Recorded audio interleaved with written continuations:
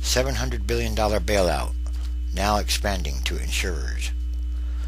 The Treasury Department is dramatically expanding the scope of its bailout of the financial system with a plan to take ownership stakes in the nation's insurance companies, signaling new concerns about a sector of the economy whose troubles until now have been overshadowed by the banking industry, government and industry sources say. Many insurers, including the Hartford, Prudential, and MetLife, have pushed the present administration to include them in the plan. Many firms have taken losses from mortgage-related securities and other investments and are struggling to replenish their coffers. Government officials worry the collapse of a major insurer could further destabilize the financial system because of the crucial role the companies play in backstopping a wide range of financial transactions, although the direct impact on holders of car, life, and other insurance policies would supposedly, theoretically, be modest, industry officials have said.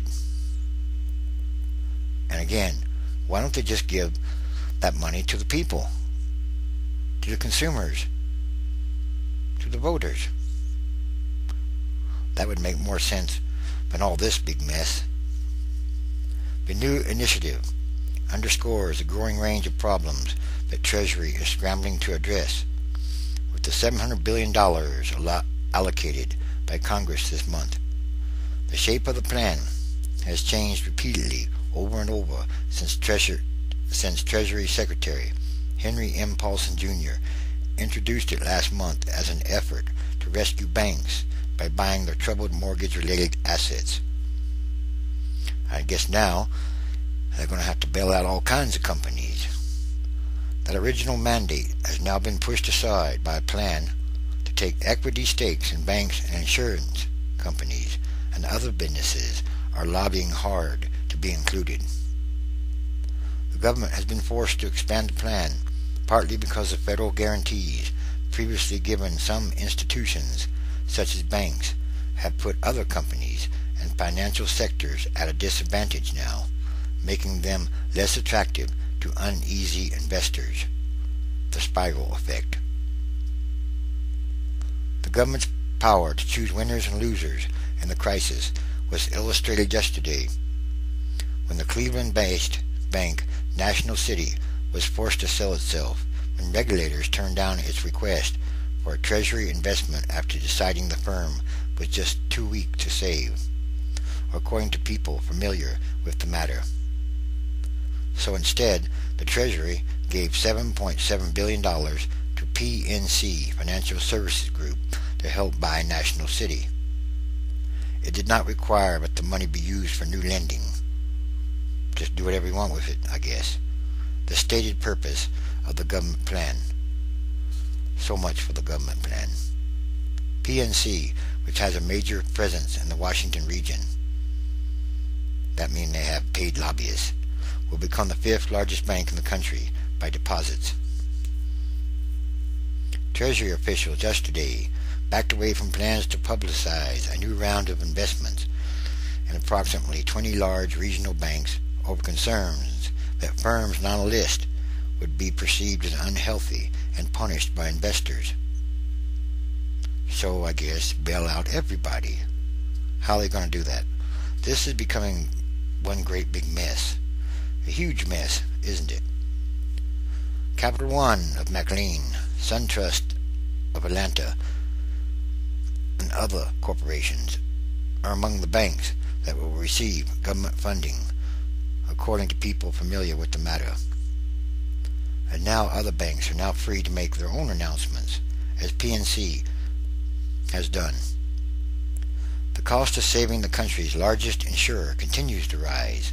Senior managers at troubled insurance giant American International Group, AIG, warned the Federal Reserve yesterday that the company will likely need more taxpayer money than the $123 billion in rescue loans the government has already provided.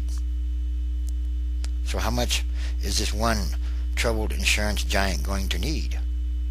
$123 billion is a lot of money already. And we're supposed to give it more? So what? Their CEOs can take more vacations at taxpayers' expense? This is not making much sense here.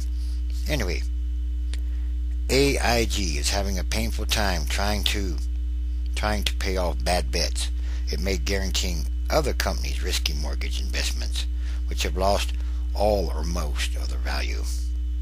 And 5 weeks after the government launched a bailout, an unprecedented bailout to save the private company from bankruptcy, AIG has so far burned through $90.3 billion of government credit. And yes, they need a lot more. Their hand is out. The troubles at AIG highlight the difficulty of rescuing insurance companies after they begin to unravel. Why not just let them go bankrupt? That's how the free market's supposed to work, is it not? Each week, AIG has faced multi-million-dollar collateral calls to pay off the mortgages and other assets it guaranteed, sources say. The calls were triggered largely because AIG's credit rating was sharply downgraded. The Federal Reserve of New York and AIG declined to comment yesterday on the talks or to characterize AIG's present situation. In light of worldwide economic and financial conditions, we are in constant contact with the Federal Reserve, said AIG spokesman Joseph Norton, who offered no further comment. The move to rescue other insurers raises questions about how much the government will need to spend or can spend to prop up the insurance sector and which part of the nation's financial system might need help next. The big problem is whether the resources they've got available are sufficient as they expand to more and more sectors, said a budget expert at the Urban Institute. Now that they're going to expand to certain insurance institutions, is there enough money to cover all that? And what would be the next domino to fall? If an insurer filed for bankruptcy protection, the direct impact on most consumers would supposedly likely be minimal. The Emergency Economic Stabilization Act, approved by Congress and signed into law October 3rd, permits Paulson to invest in any financial institution, including insurance companies. But when Treasury drafted rules for spending the first $250 billion to recapitalize banks, the program was limited to banks and bank holding companies. In order to buy stock in insurance companies, Treasury officials would have to rewrite, just change the rules for the program, or just create another one, a new one. Insurers lobbied federal officials for inclusion in the program, arguing in part that it would level the playing field between banks and insurance firms. An industry trade group and several insurance companies have met with Treasury officials to discuss participation, industry sources said. A number of insurers emphasized that their industry is somehow less vulnerable to the mortgage-backed securities and other complex investments that have damaged the balance sheets of some banks. A recent report by Goldman Sachs noted that many insurers are struggling to raise enough capital to keep their credit ratings and meet regulatory requirements. Several major companies report earnings next week, putting their problems on public display. Treasury officials have said that insurance companies organized as thrift holding companies are already eligible to receive federal money, and that list includes most of the largest insurance companies. Several economists said they were not surprised at all that Treasury has turned its attention to insurance companies, which are as likely as banks and other financial institutions to be heavily leveraged and exposed to the fallout from rampant foreclosures on residential mortgages. Once again, the story is greed, pure greed, has brought this all upon us. And And these are more signs of the end times, transition days.